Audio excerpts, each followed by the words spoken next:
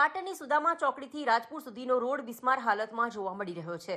તંત્રની બેદરકારીને લઈ વાહન ચાલકો પરેશાન બન્યા છે. જવાબદાર તંત્ર ઘોર નિંદ્રામાં હોવાથી વાહન ચાલકો દ્વારા વારંવાર રજૂઆત કરવા છતાં તંત્ર જ્યારે કોઈ મોટી દુર્ઘટના ઘટે તેની રાહ જોઈ રહ્યું હોય તેવું પણ આ દ્રશ્યો પરથી લાગી રહ્યું છે.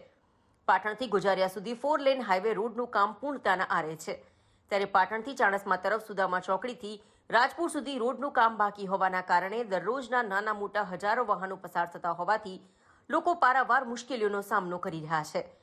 પાટણ ચાણસ્મા હાઈવે પર આવેલ રાજપુર ગામની અંદર આરટીઆઈ કોલેજ તથા એન્જિનિયરિંગ કોલેજ તેમજ કેસી પટેલ સંકુલ આવેલ હોવાથી મોટી સંખ્યામાં વિદ્યાર્થીઓ અવરજવર કરતા હોય છે.